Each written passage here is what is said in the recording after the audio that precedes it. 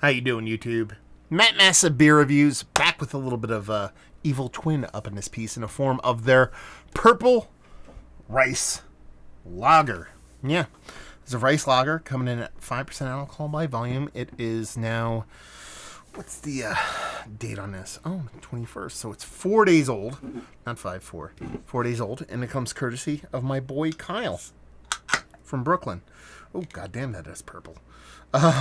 So yeah, he sent off a bunch of... Good God, that's purple. Okay.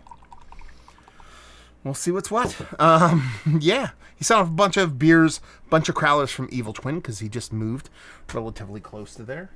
So we are going to drink this, and we're going to see what's what. Yeah, I didn't know there was a Blurple lager in existence. So we're going to dive into this. Crowler-wise, tropics. You want a little bit of tropics in your life during this poopy winter season. Get a little bit of Evil Twin up in there.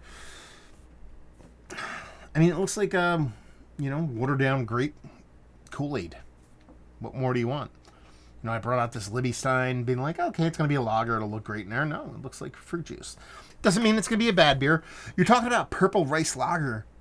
Is purple rice a thing? Maybe I'm not that kind of seasoned or whatever you want to call it when it comes to kind of my rice variants. But I will say this.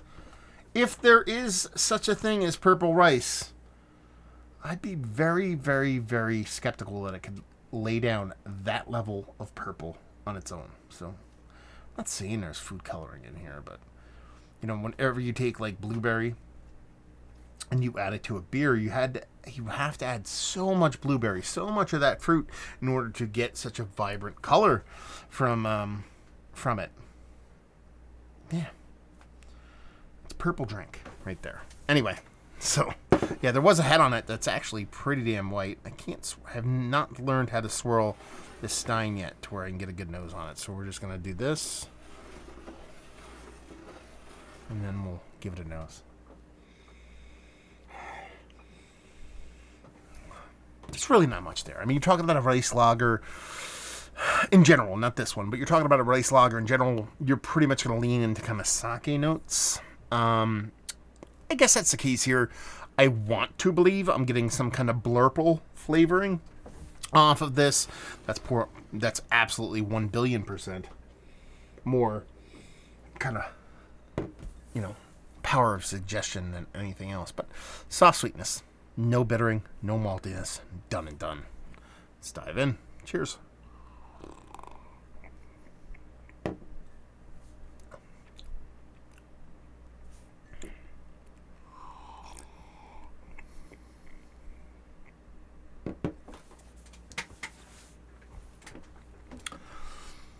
It's pretty damn clean rice lager, to be perfectly honest with you. It's giving you a little bit of those subtle kind of like sake vibes, though. I'm not gonna lie to you. You can definitely get the presence that this beer is predominantly made with rice, which I think is kind of cool, because typically when you have like rice-based beers, it's like a combination of a couple different things, whether it be a macro adjunct lager, which is a corn rice combination with some kind of malt, or you have some kind of rice lager, which is typically your typical Pilsner malt, things like that, and some rice involved. I'm almost certain this beer is close to, if not 100% rice, which is really fun. But it's just brewed with like a lager yeast, so you're almost getting like a kind of low ABV kind of sake beer, which is kind of fun. I'm not gonna lie to you. The name, I'm like, whatever, it's a lager. It is what it is. It's Evil Twin. I pour it and I go, okay, now it looks like purple drink. So they're trying to do some weird, yuppie, Evil Twin kind of shit. I smell it and I'm like, okay, it is what it is. I think I smell purple, which is not even a fucking thing, but I feel like I smell it because of power of suggestion.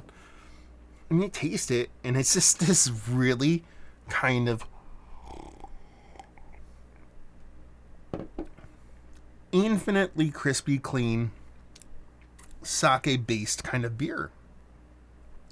Bright notes of kind of rice paper, rice maltiness.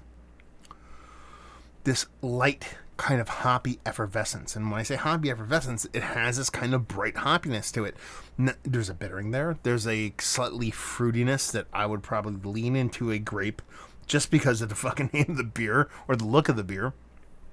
But everything about this beer is light and bright. Not summery, but just that kind of ease of drink that you get from sake. I don't know, a lot of people don't like sake. It's not their preferred drink, but I can get down with it from time to time. And this is just giving me all of those kind of sake vibes without having that punch, that little bit of kind of liquor kind of ending to it in a more kind of, I don't want to say watered down because it's full. It's not like a watered down version of sake. There is a kind of fullness to this. There is a kind of completeness to it. It doesn't taste like sake mixed with water. It tastes like a fermented out lager beer that just happens to have a huge rice element to it. I wonder if this is actually... Nah, because I don't think this would be... I was going to say sake yeast. It's a lager, so it's not a sake yeast, but I like this. I like this in the most gentlest. And it's fucking... What is it? ABV on this? I didn't even call it out. 5. I thought it said 6. I was like, if this is 6, they're just fucking lying to us. But it's a fun beer, man. I like this. I think it's tasty. I think it's fun. I'm going to crush the shit out of this Crowler. Yeah, that's it. I'm not going to sit here and tell you that this is the best lager I've ever had, but it's by far and away one of the more interesting ones I've had because it's so rice leaning, but then you still get that kind of little bit of lager, kind of sulfury, kind of funkiness on there, which I didn't even speak of until now. You know it's a beer, you know it's a lager. It's just, instead of, classic kind of malted grains and barley and stuff like that, it is just straight up rice. Done and done. Is this one of the better lagers I've had as of late? Even in that being said, yes, it is. It's up there. But once I get into is this one of the more interesting beers I've had as of late? It's skyrockets to the top. It's Mount Rushmore status. I love this beer. That color, I just wonder how that happened. We're going to have to figure that out. Value and availability, no idea. Kyle, let me know what's what when it comes to the price of this beer. I mean, if you're telling me I'm getting this for $6 to $8 a Crowler, I mean, it's Evil Twin in Brooklyn, so chances are it's not that cheap. But if you said I can get this at sub $10 a Crowler, man, I'm double fisting these. And leave you with, if you like, what will you like this beer? If you like lager and you like interesting takes on it, if you like sake, and if you like rice-based liquor, beer, all that kind of fun stuff, but in a very meaningful, interesting way. There's something to this beer. I lack the vocabulary or the artistic expressionism is words. I can't explain why I dig this so much. I just know I do.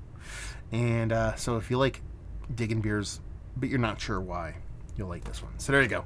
Another review in the books. Hopefully you guys enjoyed it. Down there, if you want to talk about it, Massive Beers. If you want to check me out doing the social media stuff, Beer Massif. If you want to check me out doing the whole podcasting thing, and hopefully you guys enjoyed our review. Hopefully you're enjoying purple rice lager right now. We'll see you next time. Cheers.